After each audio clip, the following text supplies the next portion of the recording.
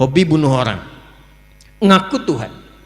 Tapi Fir'aunnya, tolong catat ini ya, Fir'aunnya, Allah masih memberlakukan rahmatnya, diutus dua nabi sekaligus, Musa dan Harun. Quran surah 20 Taha ayat 43 sampai 44. Idhaba ila fir'auna innahu tagha. Musa dan Harun, sekarang kalian siap-siap pergi ke Fir'aun. Warahmatullahi wabarakatuh.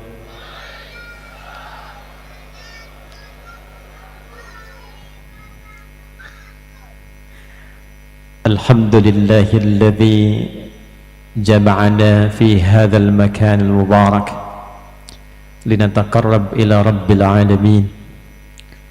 Wassalatu wassalamu ala rasulillahilladzi ursila rahmatan lil alamin wa ala alihi wa sahbihi wa dzurriyyatihi wa ummatihi ila yaumiddin wa ba'd. Jadi saya jawab pantunnya banyak rupanya tadi. Jadi saya jawab pakai satu pantun saja ya. Aura kasih makan udang. Alhamdulillah ada cakepnya. Makan udang sambil tertawa. Terima kasih sudah diundang. Diundang di tempat yang sangat istimewa. Yang kita hormati, kita banggakan tuan rumah keluarga besar Lanud Rusmi Nuryadin, yang kita doakan pada Allah Subhanahu wa taala seluruh keluarga besar Lanud ini yang dipimpin saat ini oleh Marsikal pertama Muhammad Nurdin dan jajarannya. Semoga Allah Subhanahu wa taala memberkahi tempat ini,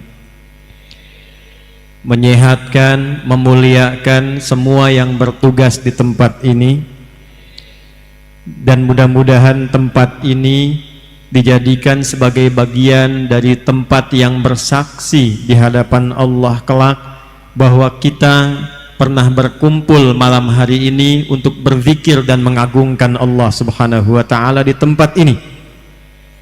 Dan mudah-mudahan tempat ini menjadi satu bagian yang kuat dan kokoh untuk menjaga ketahanan wilayah negara kesatuan Republik Indonesia yang kita cintai. Sebelum saya lanjutkan untuk menyapa, saya ingin sedikit berbagi dengan bagian pesan kuat dari Al-Quran, juga hadis-hadis Nabi Muhammad SAW, untuk membiasakan mendoakan setiap tempat baru yang kita pijak dan orang-orang yang ada di dalamnya, supaya semua mendapatkan kebaikan di sisi Allah Subhanahu wa taala. Quran surah ke-17 Al-Isra di ayat ke-80 sampai dengan 81. Wa qur rabbi adkhilni mudkhala sidqin.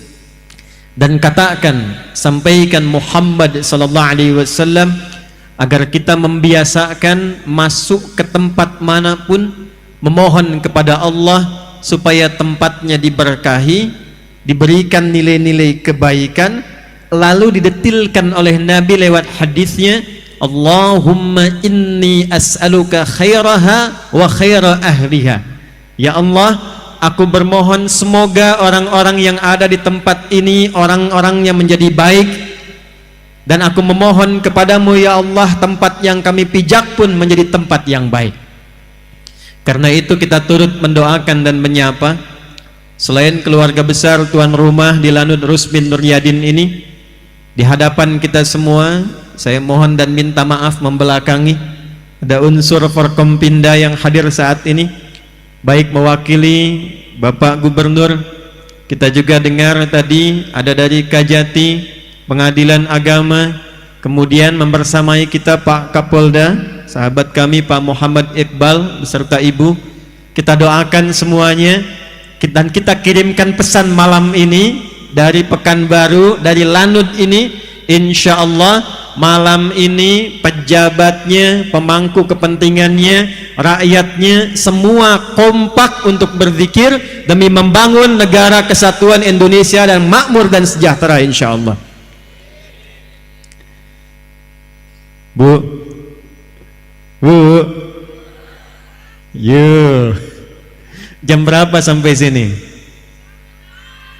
Jam 4, Masya Allah. Yang jam 5, yang maghrib di sini, yang zuhur di sini, nggak ada. Tadi saya sampai sudah lewat ya.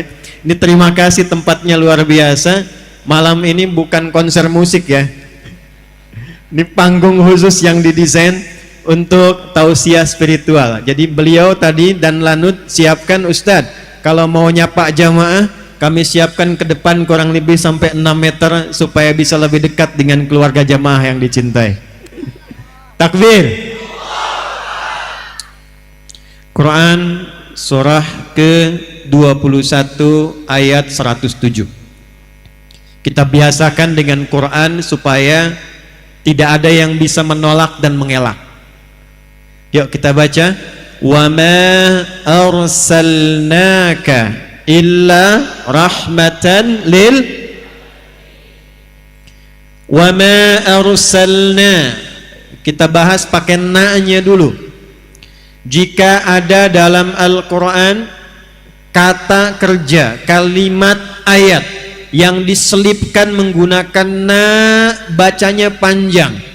Wa ma arsalna inna khalaqna, maka na-nya fungsinya dalam ilmu nahwu li ta'zimin nafsi fi ta'zimi sya'ni. Paham? Tidak. Na-nya fungsinya ingin menunjukkan informasi yang agung, informasi yang istimewa. Saking istimewanya Allah menyertakan keagungan zatnya, ta'zimun nafsi, sampai membawa keagungan zatnya untuk menunjukkan hebatnya, istimewanya, agungnya informasi yang ingin Allah sampaikan. Quran istimewa tidak? Agung tidak? Kenapa agung dan istimewa? Karena turunnya menggunakan na panjang. Inna anzalnahu fi lailatil, sama persis dengan bahasa turunnya Quran, ungkapan yang sama, diutusnya Nabi Muhammad sallallahu alaihi wasallam, sama pentingnya dengan diturunkan Al-Quran. Al-Quran turun pakai na, inna, Nabi Muhammad diberikan tugas dan diutus pakai na. Wa ma arsalna, dan demi keagunganku, demi keagungan zatku, kata Allah, tidaklah aku mengutus seorang nabi yang teragung. Jadi ketika Nabi Muhammad sallallahu alaihi wasallam diutus dan kalimat dalam Qur'annya, ayatnya menggunakan na, memberikan kesan nabi ini lebih agung dibandingkan dengan nabi-nabi lainnya, lebih istimewa dibandingkan dengan nabi-nabi lainnya. Adam istimewa, tapi ketika dipilih oleh Allah, kalimatnya cukup menggunakan istafa. Nuh istafa, Ibrahim istafa, keluarganya Imran sampai Isa alaihi salam istafa. Ali Imran ayat 33, Innallaha astafa Adam wa Nuha wa ala Ibrahim wa ala Imran ala alamin. Nabi Muhammad tidak, kata Allah, wa ma arsalnaka, dan demi keagunganku tidaklah aku utus rasul yang terhebat ini, yang paling mulia ini, yang paling agung ini, kecuali membawa satu sifat yang termulia. Satu sifat yang termulia. Jadi keagungan Allah ini dilekatkan pada misinya Nabi dengan satu sifat, rahmatan lil alam. Allahu akbar. Tidaklah aku utus rasul teragung ini demi keagungan zatku, kata Allah, kecuali dia membawa rahmat untuk semesta alam. Jemaah sekalian, apa itu rahmat? Dan apa alam yang dimaksudkan di sini? Dan yang ketiga, apa yang diinginkan Allah dengan ayat ini untuk orang-orang yang mengaku umatnya Nabi Muhammad SAW. Saya mau tanya dulu nih, di sini yang umatnya Nabi Muhammad boleh angkat tangan tuh. Semuanya, yakin nih? Baik, kita cek dulu nih. Di sini yang pernah cela orang angkat tangan. Di sini yang pernah bikin hoax angkat tangan tuh. Di sini yang pernah merendahkan orang angkat tangan. Tuh. Saking susahnya ngangkat tuh paling banyak, makanya nggak bisa ngangkat tuh ya. Kalau mencela itu rahmat bukan? Merendahkan orang itu rahmat bukan? Merampok itu rahmat bukan? Menghina itu rahmat bukan? Saya tidak utus Nabi Muhammad, kata Allah, yang teragung itu kecuali bawa rahmat. Dan tidak pernah ada orang mengaku umatnya Rasulullah kecuali mendapatkan percikan dari rahmat itu. Itulah yang sekarang coba kita akan kaji. Pulang dari sini, insya Allah setiap kita berubah menjadi pribadi yang dirahmati oleh Allah Subhanahu wa ta'ala. Cukup dengan amin, kita ngaji dulu tuh. Ayo, satu, kita mulai pelan-pelan. Bismillahirrahmanirrahim. Gak usah diikuti. Saya mau mulai pelan-pelan. Satu, apa itu rahmat? Dua, apa itu al-alamin? Dan yang ketiga, apa ciri-ciri orang yang mendapatkan rahmat sebagai umatnya Nabi Muhammad sallallahu alaihi wasallam? Satu kali, coba dicek di hadis Muslim, nomor hadis 2539, yang meriwayatkan sahabat Nabi dulu agamanya Majusi, kemudian bingung dengan Majusinya, dia pindah kemudian masuk Kristen, lalu mendengar ada seorang mengaku Nabi di satu kota Yathrib yang berubah menjadi Madinah. 3 tahun sebelum Nabi wafat, tepatnya tahun 7 Hijrah, berangkatlah orang ini namanya Abdus Syams untuk mengkonfirmasi. Begitu melihat sosok ini, belum bicara, melihat wajahnya, senyumnya tulus, perhatiannya bagus, menyambut dengan keadaan yang baik, memperhatikan dengan sempurna, pandangan pertamanya kepada Nabi menjadikan pribadi ini langsung jatuh cinta kepada Rasulullah sallallahu alaihi wasallam. Tanpa diminta masuk Islam, tanpa diajak, tanpa diceramahi, asyhadu an la ilaha illallah wa asyhadu anna Muhammadar Rasulullah. Sosok ini masuk Islam, lalu dirubah namanya oleh Nabi dari Abdus Syams menjadi Abdurrahman. Ini sanad ilmu, boleh merubah nama kalau dari nama yang dibawa itu tidak membawa sifat dan makna yang baik, atau namanya bertentangan dengan sifat dan keagungan Allah Subhanahu wa ta'ala. Ada di antara sahabat-sahabat Nabi yang dirubah namanya langsung oleh Nabi bila terkait dengan satu, makna yang tidak baik, atau kedua, bertentangan dengan sifat Allah Subhanahu wa ta'ala. Abdus Syams, hambanya matahari. Kata Nabi, anta Abdurrahman, hambanya Allah yang penuh dengan rahmat. Maka diajarkan oleh Nabi sifat rahmat itu. Perhatikan kata Nabi, sayangi dengan tulus, kama qala, perhatikan dengan mulia, rawat dengan baik, berikan perhatian yang mendalam, tebarkan kasih sayang dengan luas, entah itu kepada manusia, hewan, sampai dengan tumbuhan.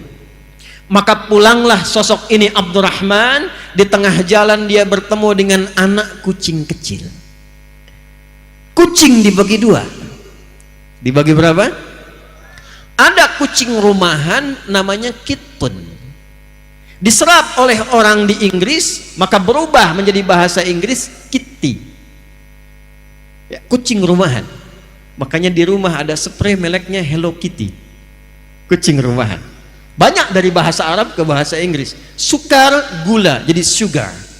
Kitpun, kucing, jadi kitty, cat, kitty. Kalau kucingnya kucing liar, Maka berubah namanya dari Qittun menjadi Hurratun.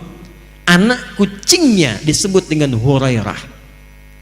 Maka dibawalah anak kucing kecil itu, dipraktekkan tausiah yang singkat dari Nabi tadi. Jangankan pada manusia, hewan pun kemudian dibawa. Lalu dipraktekkan perawatannya pada anak kucing kecil ini. Malam dingin diselimuti, lapar disuapi, seperti ayah menyuapi kepada anaknya, seperti ayah melindungi anaknya.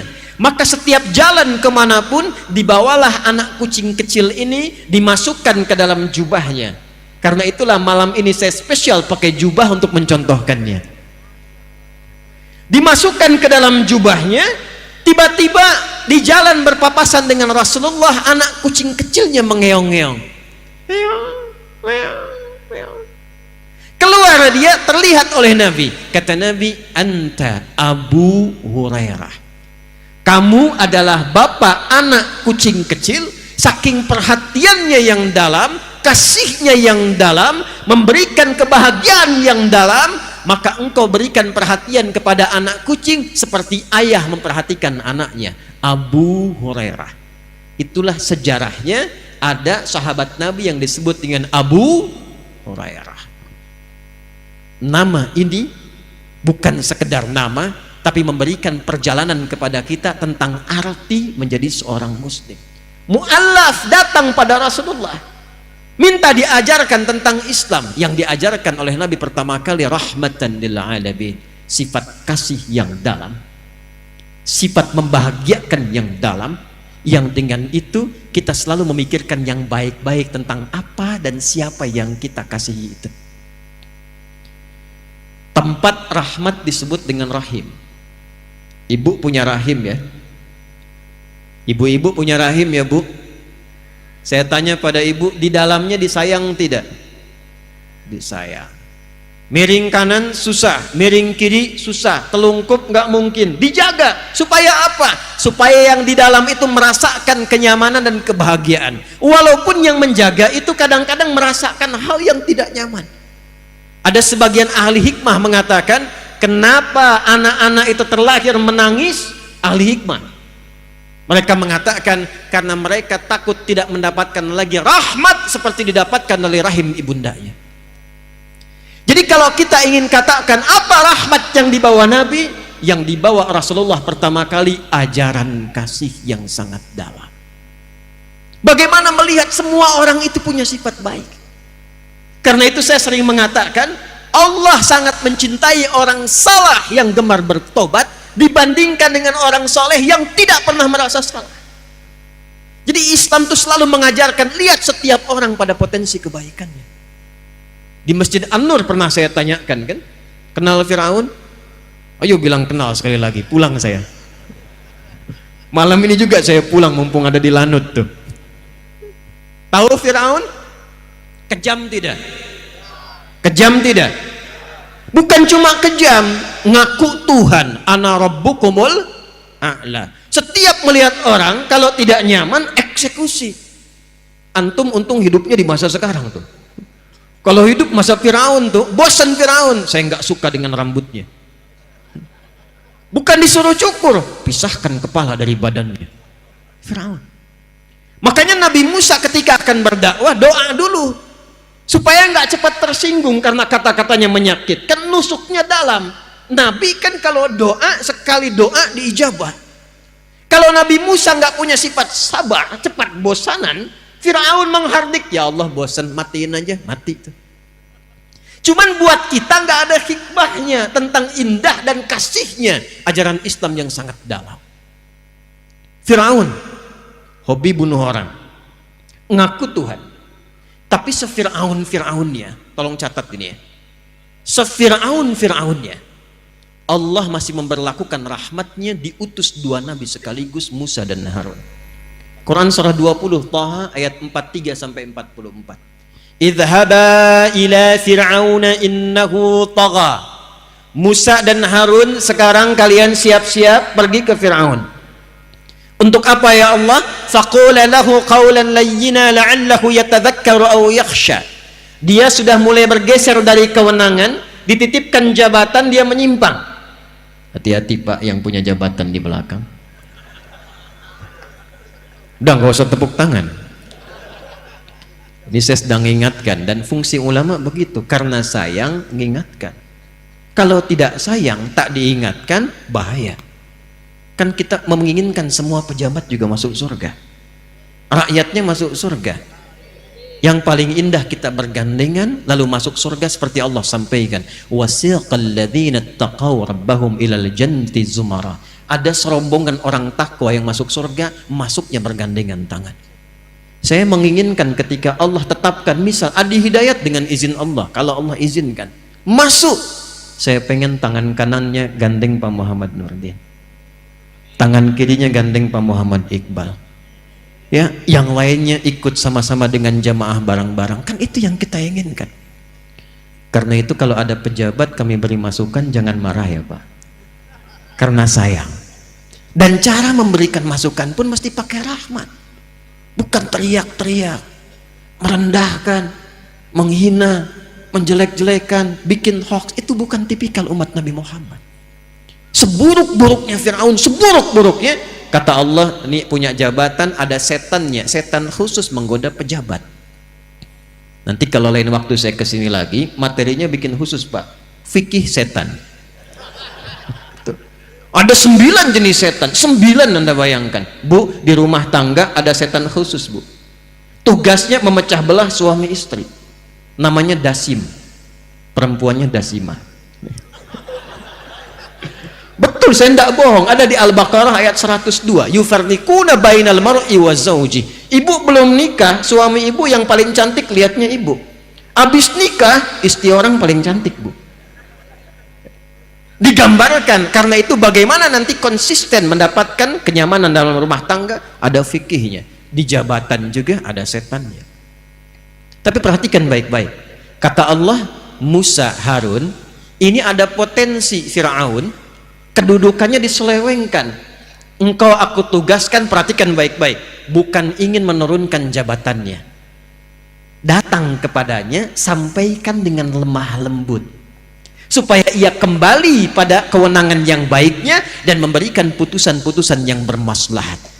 Faqula lahu qawlan layyina, katakan kepadanya dengan lemah lembut. Jadi yang paling indah dalam Islam, tidak ada satupun kemudian ajakan, tidak ada satupun arahan untuk menjatuhkan seseorang dari kekuasaannya, tapi berikan nasihat yang lembut untuk menyadarkannya supaya kembali pada kebaikan. Hati-hati di jabatan, ada peluang untuk menyeleweng, tapi datang kemudian fungsi ulama, luruskan dengan penuh kesantunan dan kebaikan. Turun, faqula lahu qaulan layyina, katakan dengan lemah lembut. Saya mau tanya pada Anda, ini yang di depan Anda semua Firaun bukan? Firaun bukan? Bukan. Muslim bukan? Firaun Muslim bukan? Firaun bukan Muslim, belum beriman dan tidak beriman, pongah, ngaku Tuhan, kasar sikapnya. Diturunkan Musa dan Harun utusan, katakan yang lemah lembut. Kita, saya, Anda sama-sama Muslim, Allah tugaskan dan amanahkan dengan tugas-tugas berbeda. Ada yang pemimpin, ada yang pebisnis, ada yang arsitek, ada yang ulama, ada yang di kebun, ada yang berbisnis, semua beragam dan mengaku muslim. Kalau pada non muslim saja ayat Quran datang untuk menanamkan rahmat, maka bagaimana dengan sesama muslim? Turun ayat, innamal mu'minuna ikhwah. Sepanjang seseorang mengaku dan mengatakan dia beriman, maka kata Al-Quran, posisikan orang beriman itu sebagai saudara sebapa. Punya adik, punya kakak, pernah mencela kakak, pernah mencela adik. Enak gak saat mencela adik? Enak tidak saat mencela kakak? Tidak. Posisikan saudara-saudara seiman seperti adik dan kakak kita sebapa, Nabi Adam alaihissalam. Siapa yang keturunan Nabi Adam angkat tangan? Kita semuanya. Nah, sepanjang kita disebut dengan Bani Adam 7 kali dalam Al-Quran. Kenapa disebutkan 7 kali? Salah satu hikmah hitungannya supaya 7 hari dalam sepekan kita menerbangkan rahmat dalam kehidupan semesta alam. Sayang, kasih, nyaman, toleran, kebaikan. Jadi kalau umatnya Nabi Muhammad sudah mengaku muslim, seharusnya tidak diajarkan lagi tentang toleransi, tidak diajarkan lagi tentang kasih sayang, karena ajaran yang sudah dia anut semua membawa nama kasih dan sayang. Siapa nama Nabi kita? Wa ma arsalnaka illa rahmatan lil alamin. Maka Allah tidak cukupkan dengan nama dan misinya, maka diturunkan nama yang menjadi percikan dari sifat rahmat itu. Pilihannya langsung dari Allah, Muhammad. Ini saya kasih rahasia ya, tapi ini antara kita saja nih, tolong jangan dibocorin ya. Nama Muhammad itu bukan nama pemberian manusia. Mungkin belum banyak yang tahu ini. Nama Muhammad itu pemberian dari Allah Subhanahu wa ta'ala yang diwariskan turun-menurun pada setiap nabi yang dilantik menjadi nabi dan rasul. Nabi Isa namanya dari Allah, betul. Yahya namanya dari Allah, betul. Tapi diberikan namanya saat lahir. Muhammad tidak. Namanya diviralkan oleh Allah Subhanahu wa ta'ala pada semua nabi saat dilantik menjadi nabi dan rasul. Jadi tidak ada satu nabi bertugas formal sebagai nabi, sebagai rasul, kecuali dia harus berikrar dulu tentang kenabian Muhammad sallallahu alaihi wasallam. Dan itu didokumentasikan dalam Al-Quran di surah ketiga Ali Imran di ayat ke-81. Wa idh akhadha rabbuka min bani adama min zuhurihim dzurriyyatahum. Perjanjian kita dengan Allah Al-A'raf 172. Perjanjian manusia biasa dengan Allah Al-A'raf 172. Perjanjian Nabi dengan Allah pindah Ali Imran 81. Wa idh akhadallahu mitsaqan nabiyyin. Dan pahami, pelajari, ingat-ingat, ketahui, ketika Allah mengambil komitmen perjanjian dengan semua nabi yang bertugas di bumi, semua nabi. Jadi ada anbiya, ada nabiyin, itu beda. Surah ke-21 di Quran surah apa namanya? Al-Anbiya. Kalau disebutkan anbiya itu artinya beberapa nabi. 3, 4, 5 anbiya. Kenapa disebut surah Al-Anbiya? Karena di dalamnya ada pelajaran tentang kehidupan beberapa nabi. Tapi kalau kita ganti jadi semua nabi yang pernah bertugas di bumi, diurut dari Nabi Muhammad sampai ketemu ke Nabi Adam alaihi salam, semua nabi, maka ganti kalimatnya dari anbiya menjadi nabiyyin. Apa namanya? Nabiyyin. Wa idh akhadallahu mitsaqan nabiyyin. Dan pelajari, pahami, ketahui ketika Allah mengambil perjanjian dengan semua nabi saat dilantik menjadi nabi.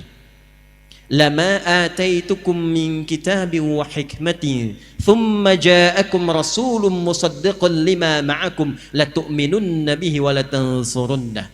Qala aqrartum wa akhadtum ala dhalikum isri qalu aqrarna qala fashhadu wa ana ma'akum minasy syahidin. Kata Allah, aku lantik engkau jadi nabi sekarang, tapi engkau harus komitmen. Bila engkau bertugas bersamaan dengan hadirnya nabi terakhir yang mulia, Muhammad, maka kalian harus menolongnya, membelanya, dan ikut ajarannya. Itu disampaikan oleh Allah sejak nabi pertama bertugas di bumi sampai nabi terakhir dan rasul terakhir Isa alaihi salam. Karena itu nama Nabi Muhammad itu tersebut di semua kitab-kitab yang dibawa oleh semua nabi. Dalam Taurat ada, di Injil ada. Dari mana taunya? Abdul Muttalib, kakeknya Nabi, melakukan perjalanan dengan 3 orang sahabatnya. 1 Sulaiman, 2 Khailullah bin Hajij, 3 ada yang bernama Himran. 3 orang ini bersama Abdul Muttalib melakukan perjalanan ke Syam. Datang ke Syam, bertemulah dengan seorang pendeta Kristen, rahib pada masa itu. Maka ditanya, kalian dari mana? Kata Abdul Muttalib, kami dari Mekah. Tempatnya di sini, posisinya di sini. Kata pendeta ini, perhatikan baik-baik. Akan datang dari tempat kalian seorang nabi terakhir, nabi yang istimewa, namanya Muhammad. Namanya siapa? Muhammad. Jadi di masa-masa lalu namanya sudah ada, namanya Muhammad. Maka 4 orang ini sepakat, kalau nanti mereka punya cucu lahiran, orang pertama yang punya cucu akan diberi nama dengan Muhammad, warisan dari nama yang disampaikan pendeta tadi, yang sanadnya tersambung sampai dengan ke atas. Maka ternyata yang punya anak duluan putranya Abdul Muttalib, namanya Abdullah, dan lahirlah dari Abdullah itu, dari rahim istrinya Aminah radhiyallahu taala anha, lahir seorang anak diberi nama siapa? Muhammad. Jadi bukan nama biasa. Pertanyaannya, apa artinya Muhammad? Tuh. Apa kaitan dengan moderat dan toleransi?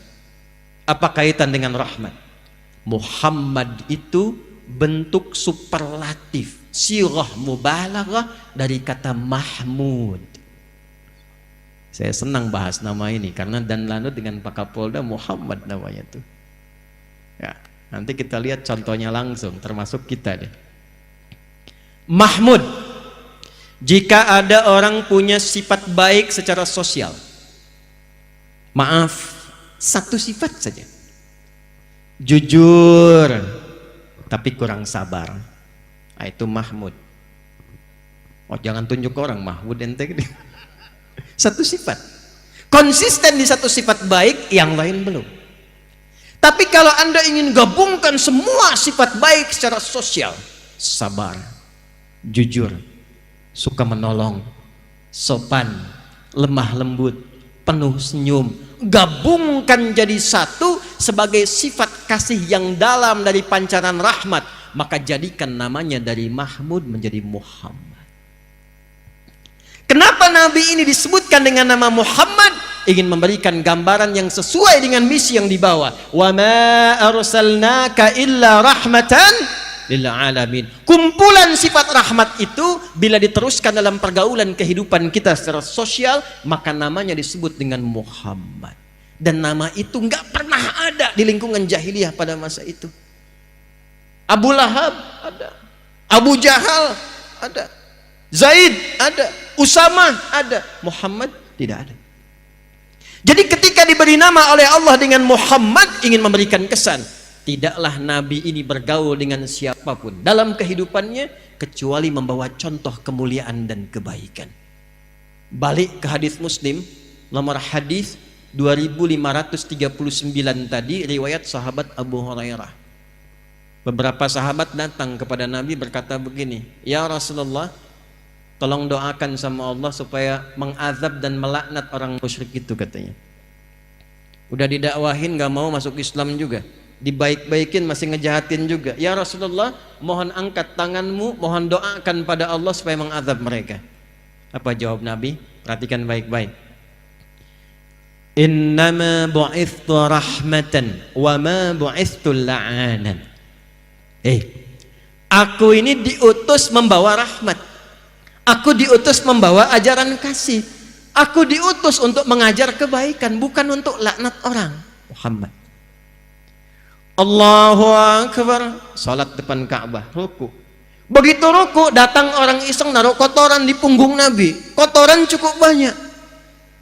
Saya tanya antum deh ya, kalau sedang sholat ditaruh kotoran di belakang tuh, di punggung kita taruh kotoran, kira-kira kalau kita tahu orangnya, apa respon kita? Oh, ketawa aja, selesaikan. Bangun Nabi, selesai sholat, cukup dibersihkan kemudian dan dimaafkan oleh Nabi SAW. Alasannya sederhana, karena dia naruh kotoran itu bukan karena benci, karena tidak tahu tentang status Nabi. Yang paling tinggi lagi nih, Nabi datang ke Taif. Tahu Taif? Ya, lampu merah sonoan dikit tuh. Di Mekah diusir, datang ke Taif, sekampung Taif diprovokasi satu orang, anak-anaknya keluar, remajanya keluar, dewasanya keluar, dia bawa batu lempar Nabi, sampai perisai hidupnya Zaid, ya, anak adopsinya Nabi itu sudah terluka parah. Dibawa Nabi mundur, istirahat di bawah pohon, datang 2 malaikat penjaga gunung. Ini nggak tanggung malaikat nih. Kata dua malaikat ini, ya Rasulullah, mud yadaika ila sama au kama qala. Ya Rasulullah, angkat tanganmu ke langit, mohonkan kepada Allah saat ini, kami tidak senang melihat engkau cedera dan dilukai oleh mereka. Ya Allah, mohonkan ya Rasulullah, minta pada Allah supaya kami diizinkan mengangkat dua bukit di Taif untuk menghimpit mereka yang telah menzalimi Nabi sallallahu alaihi wasallam. Apa jawab Nabi? La fa innahum qaumun la ya'lamun. Tolong jangan lakukan. Mereka itu belum tahu saja. Bukan karena benci dengan saya, cuman karena belum tahu. Yang belum tahu bukan disakiti, yang belum tahu diberitahu. Saya bermohon pada Allah, besok-besok di Taif ini ada orang tua, laki-laki, perempuan, anak kecil, yang dewasa, yang remaja akan mengucapkan asyhadu an la ilaha illallah wa anna muhammadar rasulullah. Belum selesai, lihat kalimatnya nih. Ilahi ila man takiluni am ila qaribin yu'limuni au ila ba'idin yu'dhini fa ana radin ma lam takun ghadiban alayya la haula wala quwwata illa billah. Ya Allah, setelah aku dilukai, dilempari di tempat ini, kemana lagi engkau akan perjalankan aku? Apakah tempatnya dekat dari sini dan aku dilempari lagi? Ataukah masih jauh tapi aku akan disakiti lagi? Aku ridha ya Allah, sepanjang yang marah bukan engkau kepadaku. Tidak ada daya kekuatan kecuali atas rahmatmu ya Allah. Setelah keluar kalimat itu, maaf, itulah kemudian yang menjadikan Allah mengundangnya lewat peristiwa Isra dan Mi'raj.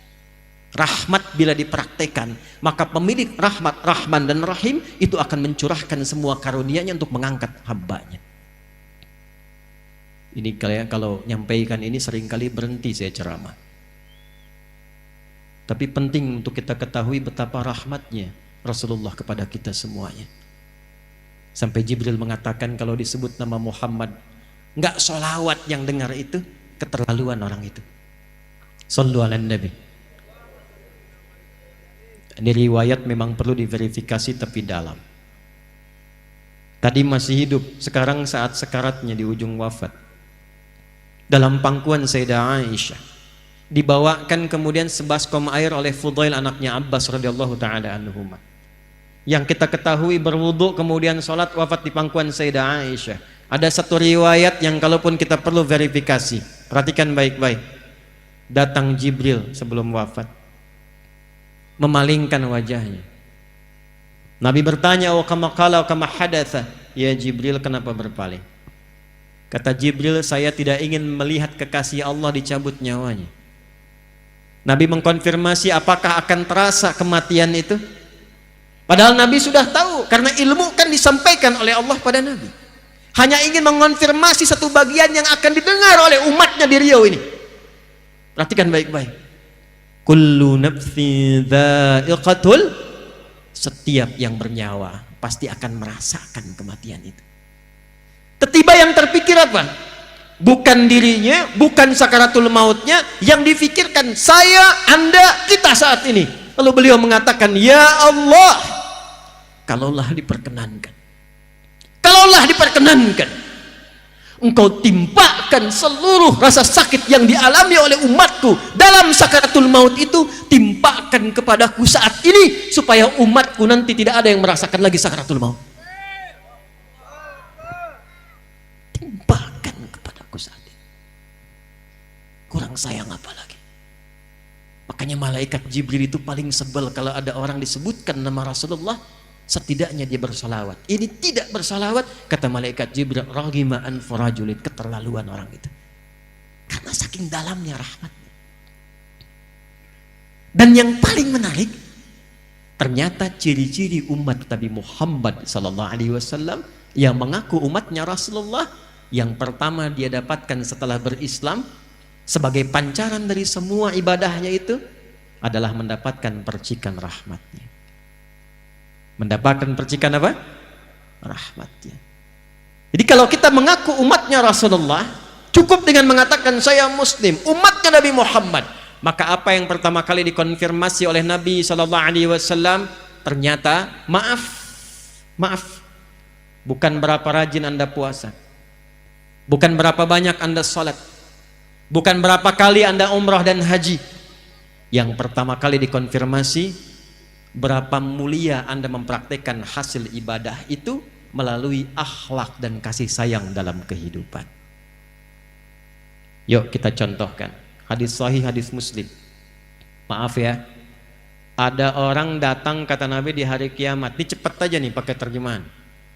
Dia membawa pahala rajin sholat. Ya'ti yaumal qiyamati bi sholatin, rajin sholat. Hati-hati nih, kalau saya sampaikan dari Nabi berarti akan kejadian nih. Rajin sholat. 2 wasyamin, rajin puasa. 3 wazakatin, rajin zakat. Wa ya'ti qad syatama hadza. Cuman sayang kata Nabi, dia datang rajin sholat, rajin puasa, rajin zakat, tapi saat yang sama ternyata membawa dosa, rajin mencela orang lain. Wa qadzafa hadza, rajin menuduh orang lain. Wa daraba hadza, rajin bertengkar dengan orang lain. Sama-sama muslim, sama-sama sholat, tapi senang mencaci satu dengan yang lainnya. Sama-sama ngaji, ngajinya Quran, sunnahnya sunnah Nabi Muhammad SAW, tapi sama-sama rajin menuduh. Ada yang begitu sekarang? Ayo jawab, kenapa diam? Ada tidak? Ada tidak? Yang paling dahsyat tuh yang terakhir tuh, wasafaka dama hadza. Ada yang kelihatannya sholat, rajin kumpul-kumpul, tapi ternyata tidak membekas dari sholatnya, dan dia menumpahkan darah membawa nama Islam di dalamnya. Tembak orang, Allahu Akbar, bom orang, Allahu Akbar, dan tidak dibenarkan dalam syariat. Dan itu kejadian. Ini seringkali saya bahas ya untuk tidak pernah berulang. Insya Allah tidak akan kejadian lagi di negara kesatuan Republik Indonesia. Ya. Pak Kapolda, Pak Iqbal itu waktu kejadian bom di Jalan Tamrin itu, buar meledak itu Bu.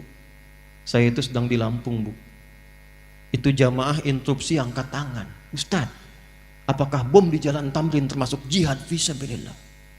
Saya bilang, Mas, sependek pengetahuan saya, jihad fisabilillah itu jihad di jalan Allah, bukan di Jalan Tamrin. Kata Nabi akan ada umat yang aneh-aneh begitu tuh. Nah kalau ada yang begitu, itu berarti belum berhasil sholatnya. Karena orang kalau sudah sholatnya benar itu, yang pertama dikonfirmasi itu bukan berapa panjang rukuknya, bukan berapa panjang sujudnya, tapi yang dikonfirmasi oleh Allah, innas sholata tanha anil fakhsya'i wal. Itu apa itu fakhsya? Keburukan yang bersumber dari syahwat, pornografi, porno aksi, LGBT, kata-kata jorok, kata-kata kotor. Jadi kalau ada orang sholatnya benar, tidak akan pernah terlibat dalam pornografi.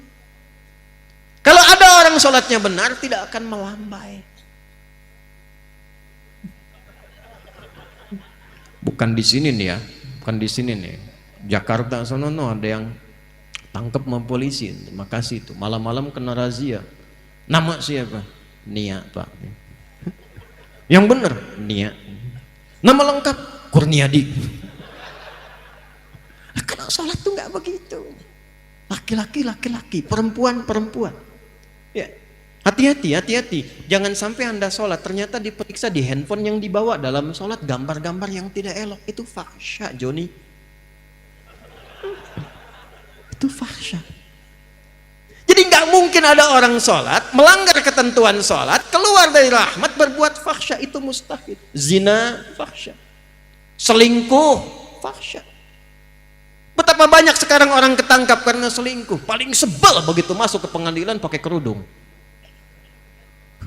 begitu ditangkap pakai peci. Ya. Dan ini yang pertama kali dikonfirmasi. Orang sholat itu pasti pancaran pertamanya rahmat. 2, mungkar, keburukan yang diingkari oleh hati, sumbernya maaf, nafsu perut dan akal. Menipu mungkar, bikin hoax mungkar, berselisih mungkar, merampok mungkar, membunuh mungkar, korupsi mungkar. Yang dicek oleh Allah pertama kali konfirmasinya, sekali lagi, bukan berapa panjang Anda rukuk dan sujud, berapa banyak Anda menebarkan rahmat selepas sholat. Karena itu sholat ditutup dengan kalimat rahmat, damai, tenang, tentram.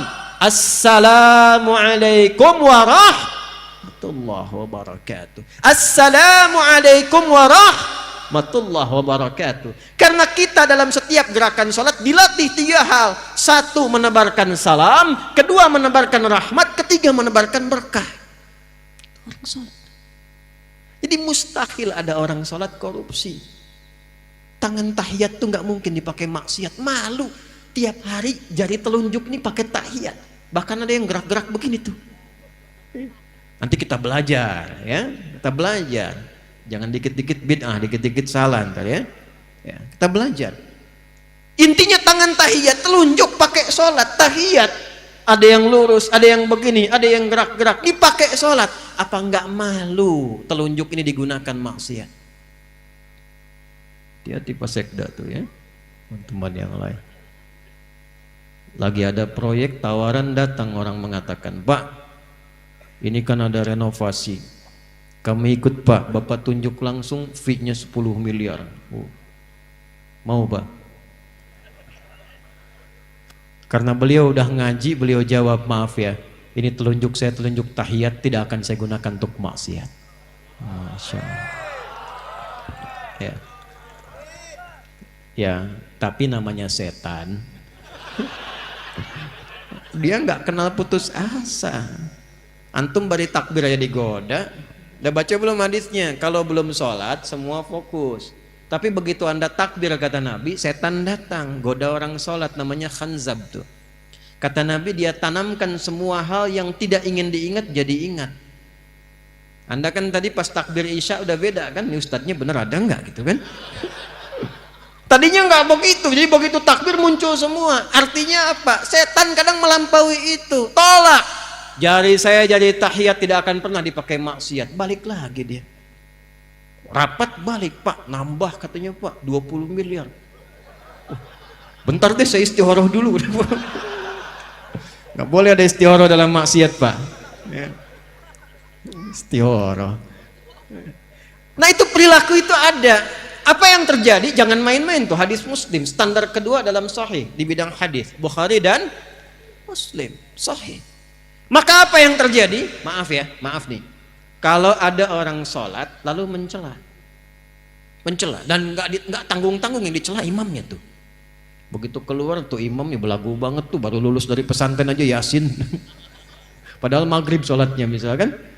Itu maaf tuh. Kalau ada orang sholat lantas mencela orang lain, itu pahala sholatnya langsung ditransfer kepada yang dicela itu.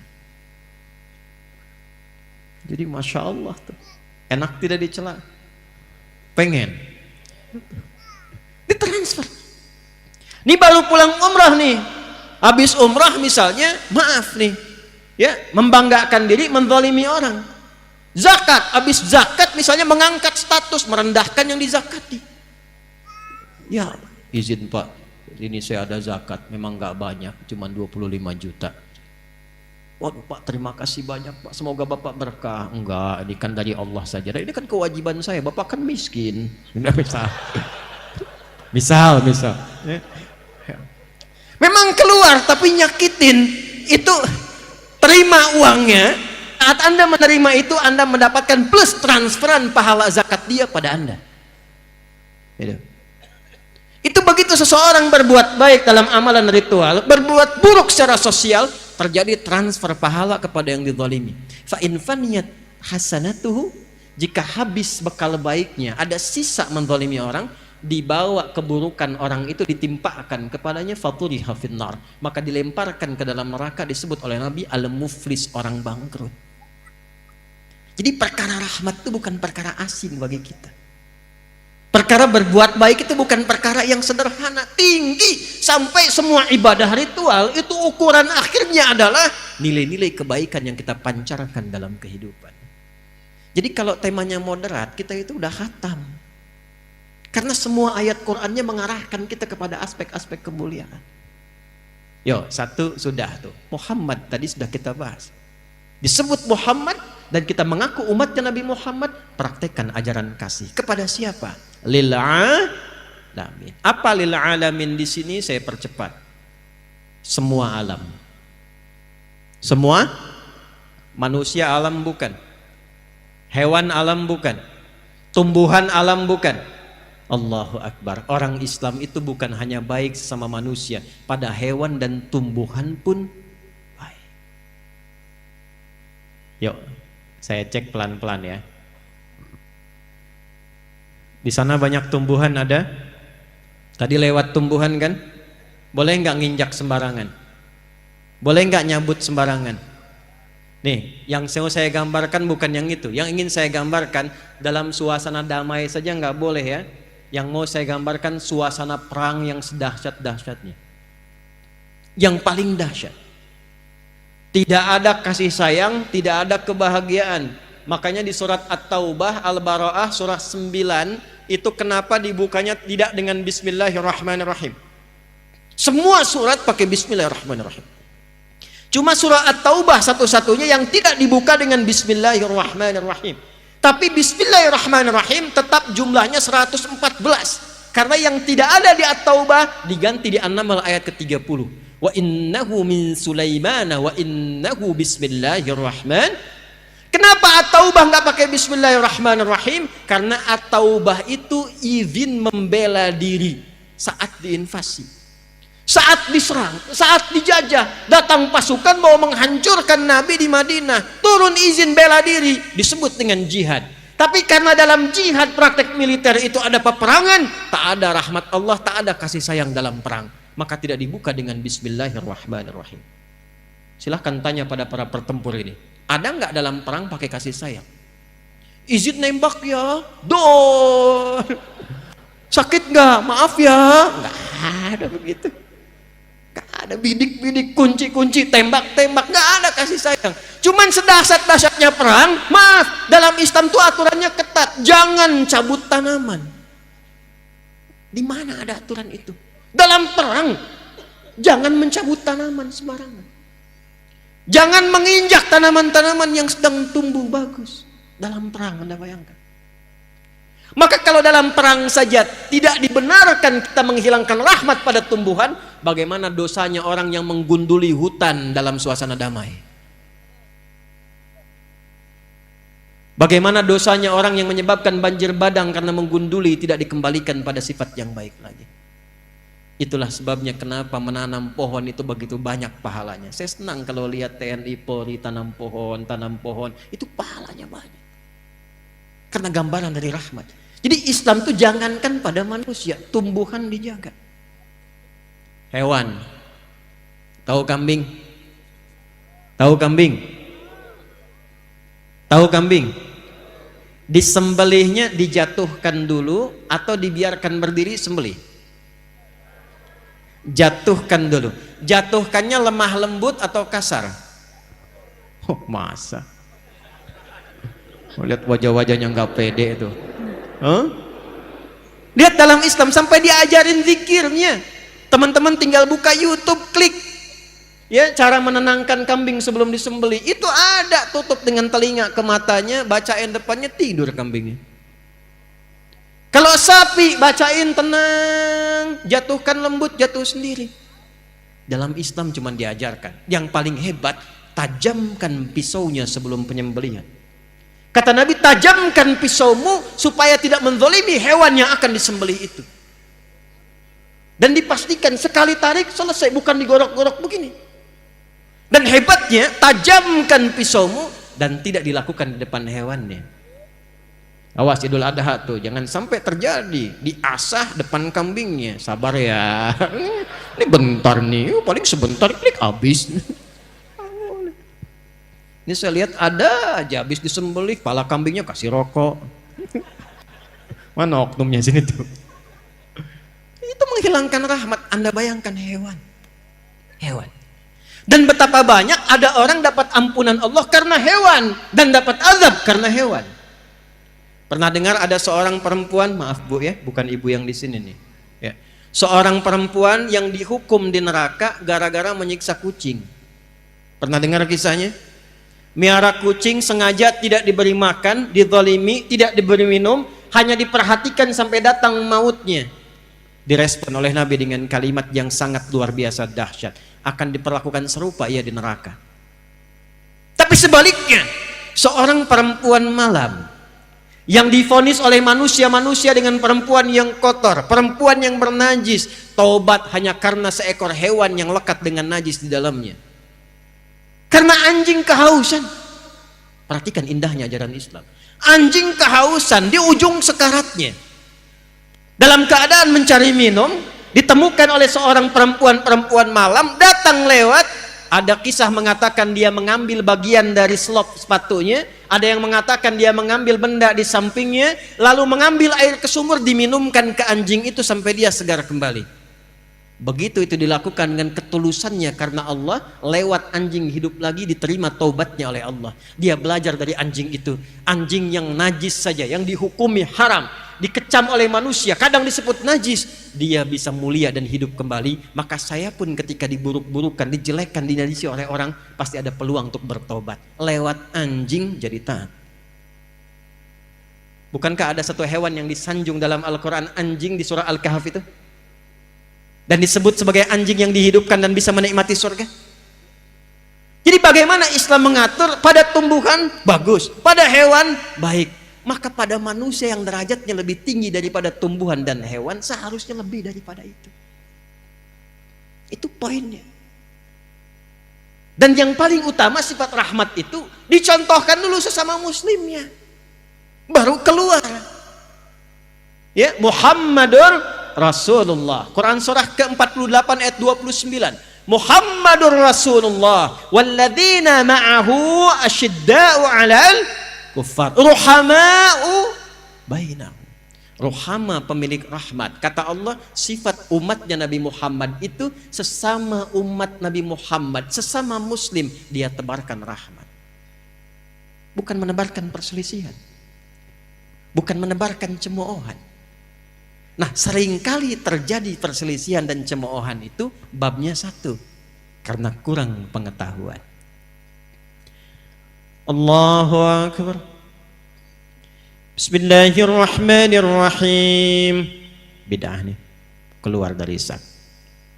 Harusnya tidak pakai basmalah, harusnya langsung Alhamdulillahi Rabbil Alamin. Cuma persoalan bismillah antara keras dengan pelan dengan silent, tertiba kemudian tidak saling kenal. Assalamualaikum. Beda manhaj. Yuk, hati-hati. Babnya ilmu. Maka apa yang harus dilakukan? Satu, setelah kita mengerti sifat umat Nabi Muhammad yang disebut dengan Muhammad, maka yang kedua, pelajari ilmu-ilmu yang terkait dengan rahmat itu. Ada ilmu yang terkait dengan ibadah, ada ilmu yang terkait dengan muamalah. Jangan bertengkar pada urusan ibadah yang furu'iyah. Yang pokok kita luruskan, sepanjang sama-sama pokok, muslim, nabinya Nabi Muhammad, kiblatnya masih ke Mekah, Tuhannya Allah, rukun Islamnya 5, rukun imannya 6. La ilaha illallah Muhammad Rasulullah, nggak ada penyimpangan, saudara. Kalau kelihatan beda, dia bismillahnya kencang, yang ini bismillahnya sir, yang ini nggak ada, cek. Kok bisa Nabi dikeraskan? Kok bisa Nabi disilentkan? Kok bisa Nabi nggak baca? Oh, begitu dilihat riwayatnya 70 hadisnya. Kapan Nabi tidak membaca basmalah? Di awal-awal riwayat Nabi datang, diangkat jadi Rasul, belum turun kemudian ayat pemisah di antara surah-surah Al-Quran. Semua surat nyambung. Al-Baqarah langsung ke Ali Imran, Ali Imran langsung nyambung ke An-Nisa, An-Nisa nyambung ke Al-Ma'idah sampai ke An-Nas. Anak kecil belum balik tanya pada Nabi, namanya Abdullah, bapaknya Abbas, dikenal dengan Abdullah bin Abbas radhiyallahu ta'ala anhuma. Ya Rasulullah, apakah Allah tidak menurunkan pemisah antara surat satu dengan yang lain sehingga umat di masa depan bisa membedakan mana satu surat dengan yang lainnya? Maka diturunkanlah karena pertanyaan itu ayat tunggal, Bismillahirrahmanirrahim. Maka dibacakanlah setiap membacakan surah dari Al-Fatihah sampai dengan An-Nas kecuali surah At-Taubah. Khusus Al-Fatihah, kadang Nabi ngimamin dibaca bismillahnya dengan kencang. Bismillahirrahmanirrahim. Kadang silent. Bismillahirrahmanirrahim. Nah, kalau jadi imam silent, itu nggak usah ditempelin di mic kalimatnya. Bismillahirrahmanirrahim. Alhamdulillahi Rabbil Alamin. Kalau ditempel disuarakan itu sama dengan jahar. Silent. Ada yang nggak dibaca sama sekali. Alhamdulillahi Rabbil Alamin. Ada yang dibaca rakaat pertama, riwayat sahabat Abu Hurairah, Nabi ngimami Bismillahirrahmanirrahim, Alhamdulillahi Rabbil Alamin, rakaat pertama. Rakaat kedua, Alhamdulillahi Rabbil Alamin, Bismillah nggak dibaca. 4 cara 70 hadis. Keempat cara ini namanya manhaj. Semua himpunan yang tersambung ke Nabi. Tapi kan nggak mungkin kita pilih keempat-empatnya. Nggak bisa Ustaz. Lanut Rusminul Yadin ini lanut istimewa. Semua sunnah Nabi dikumpulkan. Jadi imam di masjid, skuadron 16. Begitu takbir, Allahu Akbar, bacakan keempat-empatnya.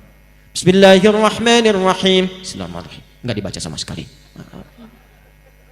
Mesti pilih salah satu. Ketika dipilih salah satu, bahasa Arabnya ma dhahaba ilaihi. Apa yang ingin diambil untuk memudahkan. Imam Syafi'i memilih keraskan, ma dhahaba ilaihi Syafi'i. Imam Malik, Imam Abu Hanifah memilih enggak dibaca, ma dhahaba ilaihi Malik wa Abu Hanifata. Imam Ahmad memilih di silent, ma dhahaba ilaihi Ahmad. Karena kepanjangan ma dhahaba ilaihi disingkat madhhab. Mazhab Syafi'i, mazhab Maliki, mazhab Hanafi, mazhab Hambali. Mazhab itu bukan pendapat pribadi. Mazhab itu pilihan yang tersambung, itu jalurnya ke Nabi SAW. Karena nggak mungkin dibaca keempat-empatnya. Jelas? Jadi nggak ada hubungannya termasuk dengan NU dan Muhammadiyah. Bismillahirrahmanirrahim. NU nih. Bismillahirrahmanirrahim. Alhamdulillahi Rabbil Alamin. Muhammadiyah. Karena saat ayat itu turun, Muhammadiyah, NU belum lahir. Ini penting nih saya kasih tahu nih. Saya 2010 tugas di Mekah, Pak. Ya, nyambut jemaah haji pertama, Isya. Jadi begitu masuk, samping saya persis jemaah pertama. Imam saya sudes. Istau. Dalam hati kita bilang kan udah tahu. Takbir tuh. Begitu ngimamin, kan madhabnya Hambali itu, sir. Bismillahirrahmanirrahim. Alhamdulillahi Rabbil Alamin. Itu komen jamaah pertama samping saya, iki imamnya Muhammadiyah ya. Muhammadiyah cabang Masjidil Haram tuh. Ke sana tuh. Yang perlu kita bangun itu kesamaannya. Karena pendirinya pun bersaudara. Pendiri Muhammadiyah Kiai Haji Ahmad Dahlan. Nama aslinya Muhammad Darwish. Mendirikan Muhammadiyah 18 November 1912. 14 tahun kemudian saudara beliau juga dari jalur berbeda bersaudara. Namanya Kiai Haji Muhammad Hashim bin Asy'ari, mendirikan Nahdlatul Ulama tanggal 31 Januari 1926. Itu dari nasab bersaudara, belajar bahkan pada guru yang sama sebelum ke Mekah, di Kiai Haji Soleh Darat di Semarang. Berangkat ngajinya di tempat yang sama.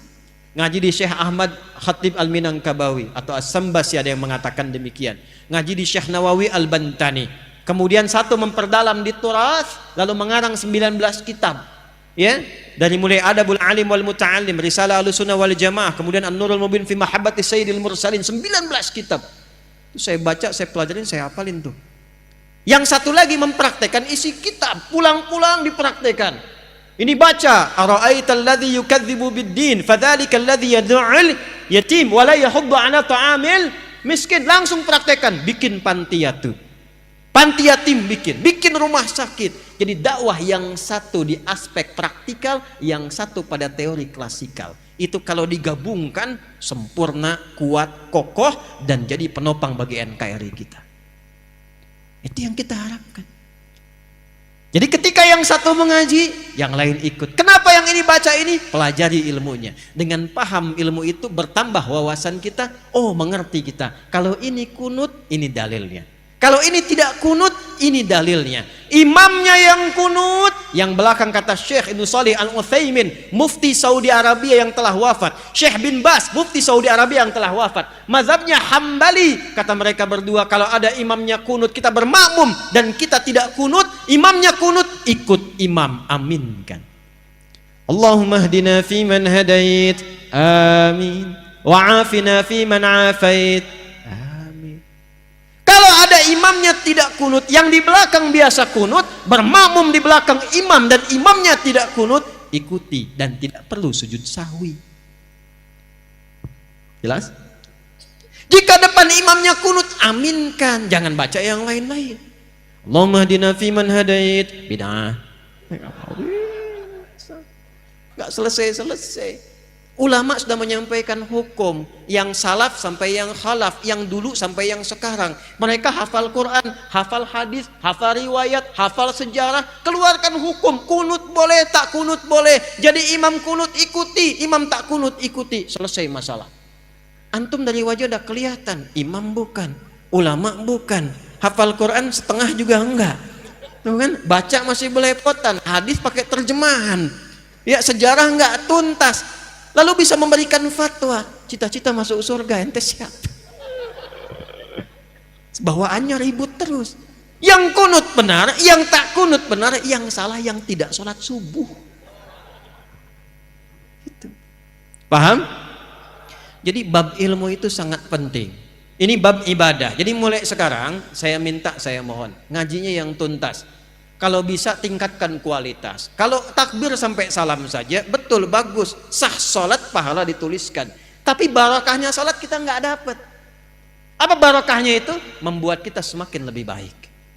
Saya ulang, membuat kita semakin lebih baik. Jadi kalau kita cuma takbir begini, Allahu Akbar, tahu ilmunya, bacaannya sampai dengan salam, tapi tidak mengerti apa yang kita bacakan, maka untuk mempraktekkan salam rahmat dan barakah, Assalamualaikum warahmatullahi wabarakatuh, Assalamualaikum warahmatullahi wabarakatuh, nggak dapat kita.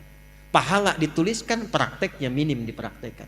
Itu yang menjadikan orang sholat lisannya masih kasar, orang sholat tangannya masih berbuat maksiat, orang sholat kakinya melangkah pada hal yang tidak benar dan tempat maksiat. Itu yang terjadi. Maka yang harus dilakukan sekarang satu-satu. Kalau besok-besok saya sholat, contoh nih, maaf ya, maaf, angkat tangan begini apa maksudnya? Kenapa mengucapkan Allahu Akbar? Kenal Abu Bakar enggak? Oh, bagus. Abu Bakar itu satu-satunya sahabat Nabi yang kalau takbir, baru takbir itu langsung nangis. Makanya waktu Rasul tunjuk jadi imam, beliau katakan, ya Rasulullah, jangan saya ini orangnya perasa, takutnya malah nggak khusyuk, makmumnya nanti sulit ikutin saya. Kata Nabi, udah kamu ini banyak protes imam. Kenapa? Karena beliau berusaha memahami bacaan yang dibacakan. Lihat baik-baik, Allahu Akbar, angkat tangan ke belakang, buang urusan dunia ke belakang, jangan bawa-bawa dalam sholat. Ini yang menyebabkan seseorang sering tidak khusyuk dalam sholat, karena dunia dibawa dalam sholat. Lisannya Allahu Akbar, tapi maaf, dalam sholatnya handphone Akbar. Allahu Akbar, tang ting tung ting tang ting tung tang ting tung, batalin sholatnya, angkat, halo, bentar lagi sholat. Jauhkan, buang dunia, pasrahkan. Tapi yang penting apa? Anda, saya, kita berikrar dalam sholat, ya Allah, hanya Engkau yang paling agung, yang aku agungkan. Tapi dalam kehidupan, bahkan sebelum sholat, kadang aku merasa agung dibanding yang lain, sombong dibanding orang lain, merasa paling berilmu, merasa paling punya uang, merasa paling punya kedudukan. Padahal dalam sholat pun bisa Engkau wafatkan saat ini, ya Allah, aku taubat, ya Allah, aku taubat. Makanya setelah takbir langsung dia mengatakan, Allahumma ba'id baini wa baina khatayaya kama ba'adta bainal masyriqi wal. Nah, ya kecil di ujung khataya, ya kecilnya itu ngaku salah. Kalau dalam bahasa kitanya gini, ya Allah, aku ini mengagungkan Engkau, mengatakan Engkau yang paling tinggi, tapi aku ngaku salah, ya Allah, aku banyak salahnya. Ngaku tinggi pada orang, sombong pada orang, angkuh dengan tetangga, yang merasa hebat dibanding pasangan. Aku taubat, ya Allah, jauhkan antara aku dan kesalahan yang aku bawa dalam sholat jauh timur dan barat. Aku takut kalau dalam sholat diwafatkan masih membawa kesalahan. Lalu kita pasrah. Wajjahtu wajhiya lilladzi fataras samawati wal hanifan muslima wa ma ana minal, inna salati wa nusuki wa mahyaya wa mamati lillahi rabbil. Itu paham nggak tuh saat dibaca? Itu kan bahasa bebasnya begini, ya Allah, kalaupun Engkau wafatkan aku sekarang dalam sholatku ini, aku pasrah, ya Allah, sepanjang Engkau ampuni dosaku, dan aku berjanji kalau selesai sholat masih hidup, aku akan berjanji dia orang yang lebih baik dari sebelum aku sholat. Itu sholat. Terakhir sekarang, sholat selesai, sesama muslim sudah baik, belajar ilmunya. Apakah yang tinggal di Pekanbaru ini orang Islam saja? Ada non muslimnya tidak? Ada non muslimnya tidak? Perhatikan tuntunan Nabi. Kalaupun dalam kehidupan kita beribadah, jangan pernah memaksa. La ikraha lakum dinukum, ibadah masing-masing. Tapi ketika diatur hubungan muamalah, interaksi sosial dalam kehidupan, di pekerjaan, bertetangga, berkebun, Anda menemukan di dalamnya bukan hanya orang Islam tapi non muslim, maka hukumnya berlaku universal bersama-sama. Diatur dari yang paling kecil sampai yang paling besar.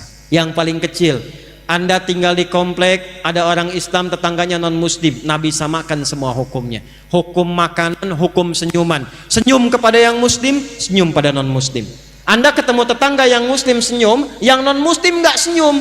Kok nggak senyum, Pak? Maaf ya, ibu kafir sih. Oh, Masya Allah. Itu dicatat oleh malaikat dosa tuh. Tulis. Senyum Anda pada orang Islam harus sama dengan senyum Anda pada non muslim. Jika ke orang Islam senyumnya 100%, pada non muslim senyumnya 100%. Izin komandan. Hati-hati nih, di TNI, di Polri, Jati, di pengadilan, mohon izin, di kantor-kantor, nggak semuanya orang Islam. Mesti adil. Kalau memang yang layak promosi jabatan non muslim, promosikan. Kalau yang layak yang muslim, promosikan. Tapi tanamkan nilai-nilai kebaikan, nilai-nilai keadilan, sehingga ketika ditanya, dan terima kasih, bukan terima kasih, Islam yang mengajarkan saya untuk bersikap adil dalam tugas saya. Ketika itu dilakukan, maka dia kenal Islam. Kalau kemudian kenal dan memahami lantas mengucapkan asyhadu an la ilaha illallah wa asyhadu anna muhammadar rasulullah, itulah pahala yang melekat pada amanah kedudukan. Pada Anda yang tidak punya kedudukan tapi bertetangga, Allahu Akbar. Ingat hadis ini, siapa yang masak makanan baunya sampai ke tetangga, maka bagilah tetangga itu walaupun hanya hafal yang ini nih kuahnya. Jadi ini biasa masak sop ayam, ayamnya dia makan, kuahnya dia kasih tetangga. Tetangganya tanya, kenapa kamu dikasih kuah? Hadis Nabi, Pak. Ini korban terjemahan nih. Maksud Nabi, nanti besok-besok itu orang banyak kreatif bikin bumbu-bumbu. Memang yang dimasak itu cuma, maaf sekali, singkong, tapi bumbunya bumbu rendang. Diambil dari Bukit Tinggi, bikin rendang singkong. Bumbunya rendang, yang dimasaknya apa? Bagi tetangga supaya nggak salah persepsi. Dikiranya memang betul rendang, ternyata rendang bagi. Tapi hadisnya belum selesai. Saya pengen tanya, apakah Nabi pernah mengatakan kalau tetangga Anda muslim saja? Tidak. Nggak ada redaksinya begitu. Makanya ratakan. Bikin rendangnya, kirimkan ke setiap tetangga yang bisa dibagi. Jangan dilewat yang non muslim. Yang Islam bagi, Pak Haji bagi, Bu Haji bagi, Bu Ustadz bagi, tetangga biasa bagi. Tiba-tiba pastor keluar, Pak kayaknya enak rendangnya. Emang sih Bapak sih salah, tokoh kafir. Nggak boleh. Dosa tuh. Itu alih-alih dapat pahala langsung tulis dosa, coret. Datangi, ketuk rumahnya. Selamat pagi, pagi. Ada apa Pak Haji? Ini ada rezeki. Nih ada satu panci rendang. Oh Pak Haji baik sekali. Bukan baik, Nabi Muhammad yang mengajarkan saya untuk berbagi. Kenalkan nama Nabi Muhammad. Besok-besok saat dia mengembalikan panci udah bisa salam. Assalamualaikum Pak Haji. Tuh. Padahal Anda aja haji belum gitu kan. Ajarkan aja enggak. Udah assalamualaikum dan didoakan. Assalamualaikum Pak Haji. Mau ngembaliin panci. Tuh. Terima kasih Pak, enak sekali. Cuma mau nanya aja, kira-kira hari ini Nabi Muhammad ngajarin berbagi lagi enggak? Itu perkara makanan. Ini saya lihat banyak tumbuhan nih. Hati-hati nih. Ada yang rambutan, ada yang durian, yang macam-macam. Cuman di Islam tuh berlaku hukum ini. Jika tanaman Anda merambat ke tetangga, buahnya masuk, maka hakun mushtarak. Buahnya hak bersama dengan tetangga. Jangan tunggu dia minta. Jangan tunggu. Anda punya rambutan, buahnya ke tetangga. Ketuk pintunya, sampaikan. Bu, ya Pak, ada apa? Itu ada buah. Ya saya tahu pohon rambutan punya Bapak kan. Betul, pohonnya punya saya. Tapi buahnya ke tempat ibu. Jangan tunggu sampai menguning, sampai memerah. Ibu pengen saat hijau pun ambil aja. Nggak usah minta izin sama saya. Aturan dari mana, Pak?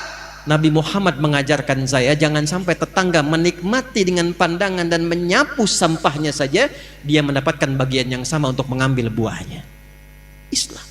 Di mana ada aturan begitu? Cuman itu aturan buat buah aja. Kadang repotnya dia nggak tahu ketika ayam Anda main ke pekarangan dia tuh. Diambil semua. Besok dia datang, Pak, Nabi Muhammad tuh berkah banget ya, ayam Bapak enak banget nih. Nah, saya menginginkan suasana begini nih antara umat Islam itu. Jadi kita internal diperbaiki, sama orang-orang sekitaran kemudian berbuat baik, jaga itu sampai wafat.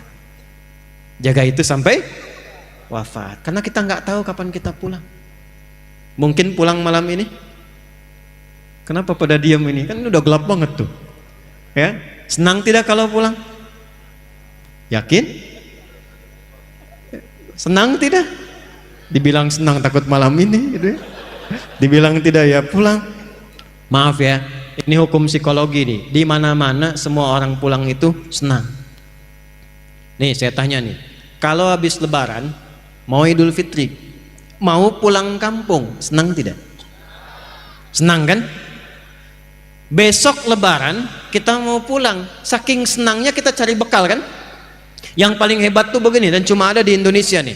Saya udah cek negara-negara lain nggak ada tuh. Ya, kita punya asosiasi 20 negara, jalan-jalan nggak ada yang kayak Indonesia. Disiapin jauh-jauh hari, tiket-tiket kereta habis, bis-bis makin naik dibeli juga. Yang paling hebat, ada orang yang menyiapkan bekal, pulangnya pakai motor bebek, bekalnya singa. Tahu nggak? Motor bebek tapi bekalnya singa, dus tambah. Begitu lewat dus pelepah pisang, tambah lagi satu lagi. Kumpulkan banyak. Kenapa? Ketika saya tanya, karena Ustadz saya senang mau pulang. Dan saking senangnya dia tuliskan di belakang pakai kardus, dia tulis dekat knalpotnya itu, sayang aku pulang. Lalu dia telepon ke kampungnya, aku pulang hari ini. Yang di kampung Allahu Akbar, cek rumah karena ada yang mau pulang. Disediakan makanan, yang nggak ada diada-adakan. Yang paling klasik, maaf, yang luarnya itu kaleng biskuit isinya rangginang. Saya nggak sebut nama karena endorse. Kaleng biskuit isinya rangginang. Tasik banyak ya Bu ya. Itu paling banyak. Kenapa? Karena senang ada yang pulang. Jadi setiap pulang itu biasanya senang. Kalau siap bekalnya. Itu poinnya. Saya tanya waktu satu kali, kenapa Anda nggak pulang mudik? Nggak ada bekal Ustaz. Sifat pulang senang kalau ada bekal. Kalau sedikit bekal, tak ada bekal, tak siap pulang. Jadi setiap disebutkan pulang, semua senang. Ini saya konfirmasi lagi nih, kalau malam ini kita pulang, senang nggak? Udah punya bekal? Maka materi yang kita pelajari malam hari ini, bawa dan terapkan. Tobat dulu malam ini. Dengan tobat gugur semua dosa insya Allah. Kecuali utang ya, awas tuh. Utang tetap bayar tuh. Tobat utang tidak lunas dengan tobat. Ya, yang buruknya hilang, yang utangnya lunasi. Begitu selesai kemudian kosong, pulang dari sini, jalan itu udah bawa pahala. Ada orang pernah bunuh 99 sampai 100 orang. Dia mau tobat. Begitu mau tobat datang pada seorang kiai. Kata kiai itu, kalau yang kayak kamu ini saya nggak bisa bimbing, tapi saya referensikan pada kawan saya yang di sana. Ini sikap bijak. Nggak ada ustadz menguasai segalanya. Kalau bukan pakar di bidangnya, arahkan dan sarankan pada ustadz lain yang menguasai bidangnya. Maka dia jalan ke tempat kiai itu, di tengah-tengah, ternyata ajalnya tiba, meninggal. Di tengah-tengah. Apa yang terjadi? Ini saking viralnya sampai di era Nabi Muhammad turun ayat An-Nisa, surah keempat ayat 100. Wa may yuhajir fi sabilillah yajid fil ardi muraghaman katsiran wasi'a wa may yakhruj min baitihi muhajiran ila Allah wa rasulih thumma yudrikul maut faqad waqa'a ajruhu 'ala Allah. Siapa yang bertekad merubah dirinya lebih baik, kalau dia masih ada ajal hidupnya, maka oleh Allah akan dilimpahkan ketenangan. Jadi kalau mau berubah jadi baik, bukan dunia dulu yang dikasih, bukan materi, bukan pangkat dulu, diberikan ketenangan di hatinya oleh Allah supaya menerima kebaikan. Setelah itu baru dilimpahkan, kedudukan tambahkan, harta tambahkan, ilmu tambahkan. Tapi kalau dia ingin berubah tiba-tiba wafat di pertengahan, maka jalan kakinya itu menggugurkan dosa-dosanya. Taubatnya diterima, tapak kakinya dihitung sebagai amalan baru. Maka orang tadi yang pernah membunuh 100 orang, maaf, dia meninggal di pertengahan jalan ke majlis ilmu untuk mengaji, di tengah-tengah belum sampai belajar, meninggal di tengah. Allah perintahkan, catat amalannya untuk menggugurkan dosanya, dan catat tapak pertama kakinya untuk mengantarkan dia ke surga.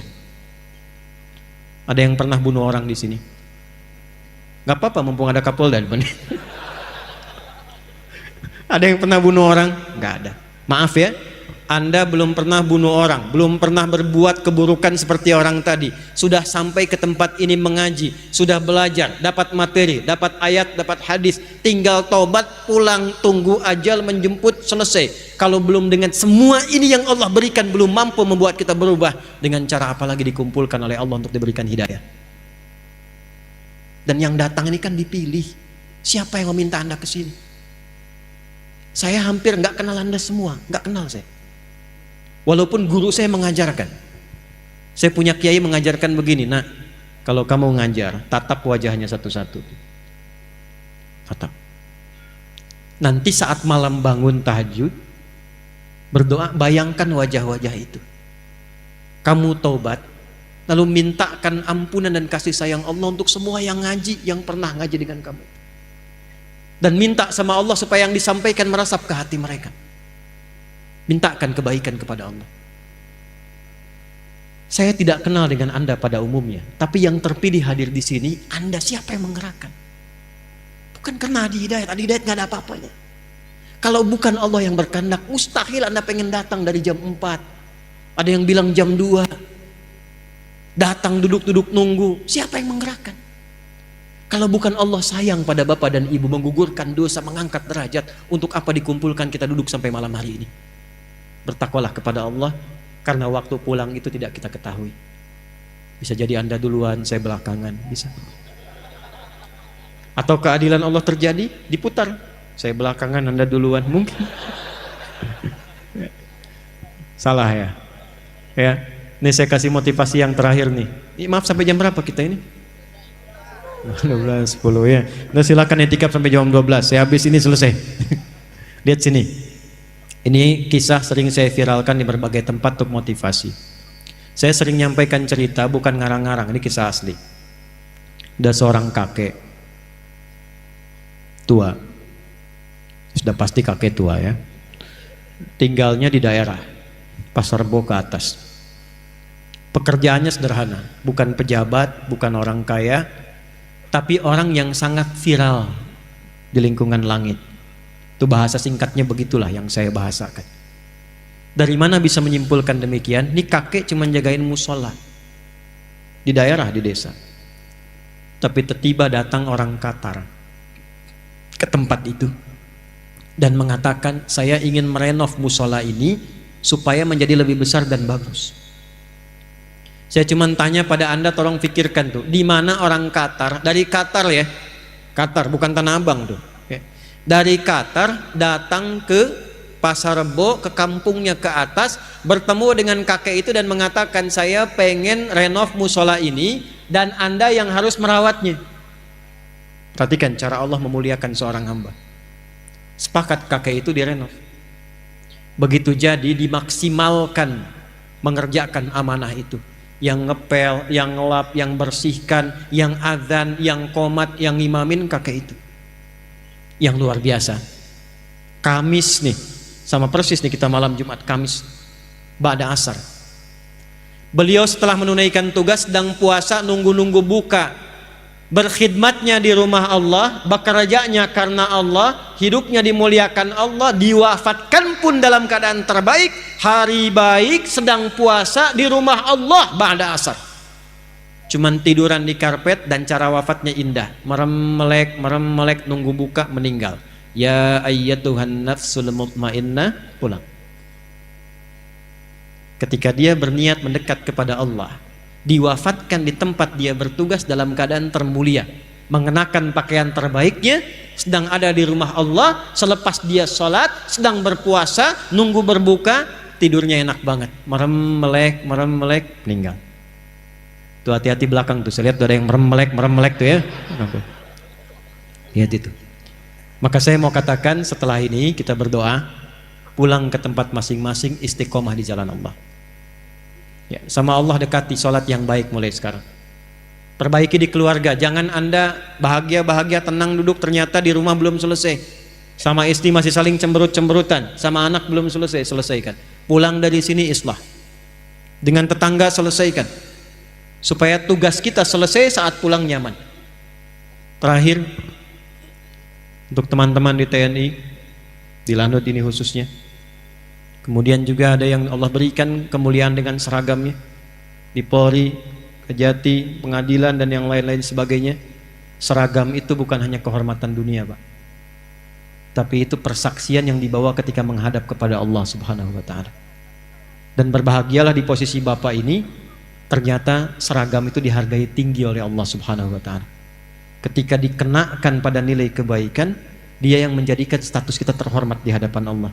Perhatikan kalimatnya, فَلْيَعْبُدُوا رَبَّ هَذَا الْبَيْتِ الَّذِي أَطْعَمَهُمْ مِنْ جُوعٍ وَآمَنَهُمْ مِنْ خَوْفٍ. Dekati Allah pemilik bait ini yang telah memberikan ketahanan dalam ekonomi dan kekuatan dalam keamanan, ketentraman dan kenyamanan.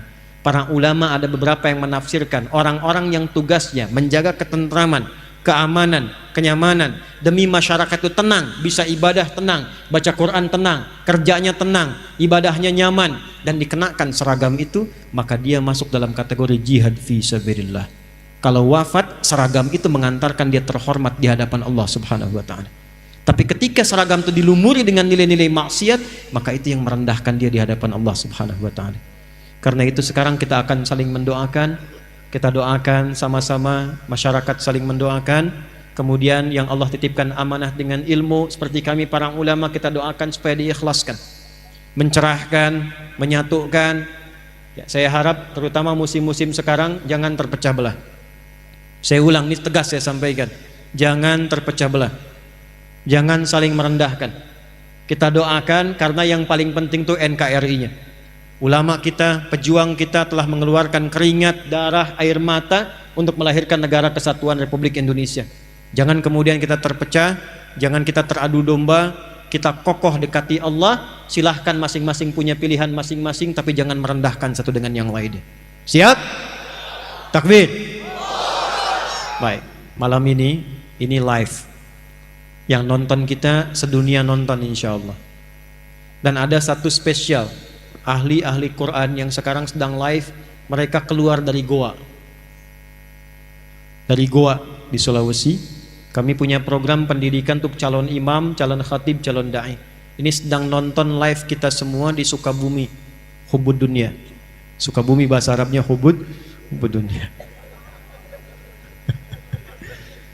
Lagi nonton, kita sengaja ingin melihat bagaimana Aqsa berjalan dari Pekanbaru. Kita ingin kirimkan pesan pada malam hari ini. Insya Allah dari Pekanbaru kita ada kekompakan dan persatuan. Kita ingin percikan rahmatan lil alamin sebagai umat Nabi Muhammad SAW. Dan kita doakan semua yang terkait dalam kehidupan ini mudah-mudahan dilancarkan, diberkahi, dan khususnya Lanut Resmi Nuryadin ini sekali lagi semua yang ada di sini 1.100 orang kurang lebih diberkahi oleh Allah Subhanahu wa taala dalam kebaikan. Ya. Mari kita berdoa dengan menundukkan hati kita. Saya minta izin supaya bisa duduk dulu supaya berdoanya lebih nikmat, lebih nyaman dan lebih khusyuk insyaallah.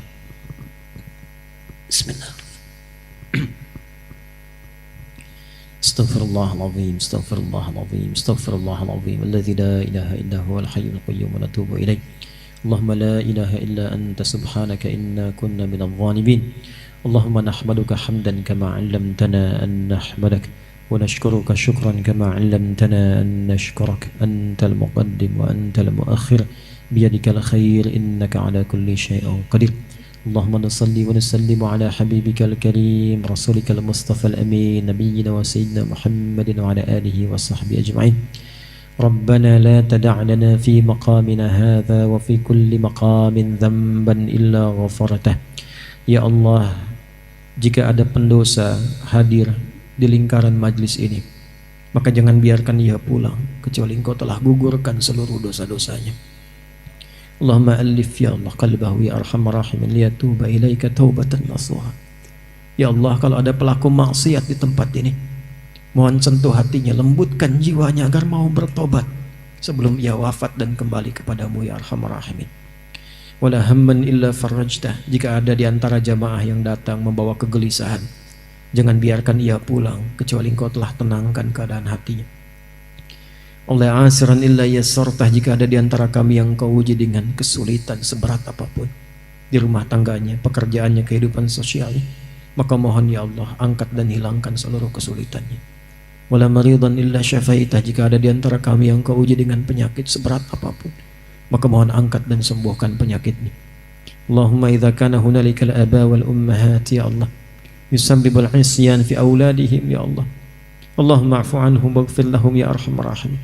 Ya Allah, Engkau Maha mengetahui jika ada dalam majlis ini para orang tua yang berbuat maksiat, yang karena itu anak-anak mereka ya Allah jauh darimu, tidak mengenalmu, sulit menunaikan sholat karena sebab maksiat kedua orang tuanya, maka di tempat ini ya Allah, mohon sentuh hati kedua orang tua itu untuk bertobat. Terima tobat mereka ya Allah, ampuni mereka, maafkan kesalahan mereka ya arhamar rahimin. Wa idza kana hunalika minal auladi arhamar rahimin bisabab ma'siyatihim ya Allah yubaidu walidihim anka ya Allah fa'fu anhum waghfir lahum ya arhamar rahimin. Ya Allah, jika ada anak-anak durhaka di tempat ini ya Allah, yang sempat mengabaikan kedua orang tuanya, tidak berbakti kepada kedua orang tuanya, sehingga orang tuanya tidak mengenal Allah, maka ampuni dosa anak-anak itu. Sayangi mereka ya Allah, hapuskan segala kesalahannya. Allahumma ya arhamar rahimin, inna nas'aluka khairan ma sa'alaka rasulukal mustafa nabiyina Muhammad sallallahu alaihi wasallam. Ya Allah, kami bermohon segala kebaikan, kemuliaan yang pernah dipermohonkan oleh Rasulmu yang mulia Nabi Muhammad sallallahu alaihi wasallam. Allahumma ihfadz biladana Indonesia wajannibna minat tafraqah, wahid sufufana ya Allah, wahdi ulama'ana wahdi umara'ana waj'alhum udala. Ya Allah, mohon jaga negeri kami Indonesia. Ya Allah, satukan masyarakatnya ya Allah dalam kebaikan, jauhkan dari perpecahan. Ya Allah, satukan masyarakatnya dalam kebaikan, jauhkan dari perpecahan. Berikan kami kemampuan untuk menaati-Mu di negeri ini ya Allah, dan berikan kami kemampuan untuk mencintai negeri ini dalam ketaatan kepada-Mu ya arhamar rahimin. Allahumma ya rabbal alamin wahfadz ulama'ana waj'alhum mukhlasin lakad-din. Ya Allah, mohon jaga para ulama kami, ikhlaskan mereka dalam berdakwah, berikan kemampuan untuk mencerahkan dan menyatukan umat, jauhkan dari sifat-sifat perpecahan. Jaga para pemimpin kami ya Allah, berikan hidayah kepada mereka ya Allah, agar adil dalam mengemban amanah. Ringankan hisab mereka di hari kiamat ya Allah, dengan kedudukan yang Kau titipkan kepada mereka. Allahumma ansur ikhwatana fi Filistin, Allahumma zid quwwatal mujahidina fi Gaza. Allahumma ansur ya Allah ikhwatana fi Filistin wa harril masjidil aqsa. Allahumma ya Allah tubna ilaika taubatan nasuha waghfir lana dhunubana wa khaffif lana hisabana yawmal qiyamati an dha'fina fi nusri ikhwatina ya Allah fi Filistin. Ya Allah, mohon berikan kekuatan, kelapangan dan kemerdekaan bagi saudara-saudara kami di Palestina. Ya Allah, kuatkan perjuangan mereka ya Allah. Ya Allah, hadirkan kedamaian dalam kehidupan di muka bumi ini ya Allah. Ampuni dosa kami ya Allah, hanya yang mampu mengirimkan doa kepada saudara-saudari kami di Palestina. Ya Allah, ringankan hisab kami di hari kiamat karena kelemahan kami yang tak mampu membebaskan Al-Aqsa. Allahumma ya arhamar rahim. Allahumma ya Allah ya rabbal alamin tubna ilaika taubatan nasuha. Ya Allah, mohon saksikan ya arhamar rahimin, kami bertobat di malam hari ini dari semua kesalahan dan dosa yang kami kerjakan. Berikan kami kesempatan untuk memperbaiki kesalahan yang telah kami lakukan. Allahumma idza kana hunalika baqiyatan min hayatina faj'al baqiyata hayatina hayatan thayyibah. Ya Allah, jika malam ini atau esok masih ada kesempatan kami untuk hidup, maka mohon bimbing kami untuk memperbaiki kesalahan kami dan menata sisa hidup kami lebih baik dari hari-hari sebelumnya. Wa idza kana hadhihi laila akhir hayatina faj'al akhir hayatina husnal khatimah. Dan mohon ya Allah, bila malam hari ini adalah tiba ajal kami untuk kembali kepadamu, maka mohon jadikan malam ini untuk kami husnul khatimah. Khaffif lisanana laqula kalimat at-tauhid la ilaha illallah Muhammad Mohon ya Allah, ringankan lisan kami dalam sakaratul maut kami untuk mengucap kalimat tauhid la ilaha illallah. Wajib kalimatan biqaulika ya ayyatuhan nafsul mutmainnah irji'i ila rabbiki radiyatan maradiyah fadkhuli fi ibadi wadkhuli jannati. Dan mohon jawab kalimat kami dengan jawabanmu yang indah. Hei jiwa-jiwa yang tenang, cepat pulang kepadaku. Aku ridha dengan amalmu, engkau ridha dengan pemberianku. Kau masuk dalam golongan hambaku. Aku terima taubatmu, aku siapkan surga untukmu. Allahumma ashtaqna bi Rasulillah. Allahumma ashtaqna bi Rasulillah. Ya Allah, kami rindu dengan Rasulullah. Allahumma ashtaqna bi Rasulillah. Ya Allah, kami rindu dengan Rasulullah. Kami tak pernah membersamai beliau di dunia ini, bahkan tak mampu melihat beliau di alam mimpi. La tudayya fursah lana ya Allah, naltaqiya ma'a Rasulullah fi jannatikal firdaus fi kautsari Rasulillah.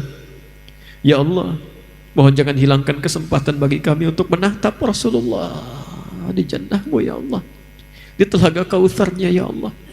Jadikan kami termasuk umat-umat Rasulullah sallallahu alaihi wasallam. Allahumma aslih ahwalana ma yuqarribuna ilaika. Karena itu kami mohon ya Allah, perbaiki keadaan kami supaya bisa lebih baik dan lebih dekat denganmu ya Allah. Ati anfusana taqwaha wa zakkiha anta khairu man zakkaha anta waliyuha maulaha. Ya Allah, bersihkan sifat-sifat kami yang dari yang buruk menjadi baik. Bersihkan hati kami dari kotoran-kotoran yang buruk. Bersihkan lisan kami dari sifat-sifat yang buruk, pandangan kami dari keburukan, hati kami dari sifat-sifat kotor. Malam hari ini kami bermohon ya Allah, Allahumma barik ya Allah biladana Indonesia. Ya Allah, berkahi ya Allah negeri kami Indonesia ini. Ya Allah, berikan hidayah kepada siapapun di negeri ini ya Allah untuk menjadi baik. Kami sayang mereka ya Allah. Berikan hidayah pada tetangga kami, teman-teman kami ya Allah. Kami sayang dengan mereka. Ya Allah, jangan pisahkan kami di akhirat dalam keburukan. Kami mohon ya Allah, berikan hidayah untuk siapapun. Ya Allah, jadikan di antara kami saling menyayangi. Jadikan di antara kami ya Allah saling memuliakan. Jauhkan sifat-sifat tercela ya Arhamar Rahimin. Allahumma rzuqna ni'matal istiqamah fil hayat wa ni'matat tumanina fil wafah. Ya Allah, berikan kami nikmat istiqamah dalam kehidupan dan tumaninah ya Allah dalam kematian.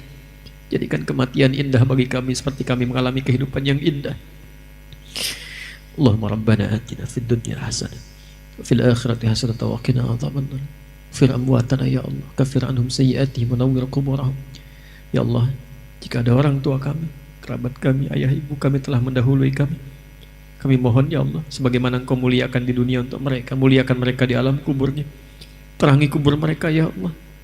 Kami belum sanggup berbuat baik untuk mereka sampai hari ini, maka jadikan sisa hidup kami ya Allah mengalir jariyah untuk menerangi kesendirian mereka di alam sana. Bifadlika subhana rabbika rabbil izzati amma yasifun. Barik ya Allah hadzal makan.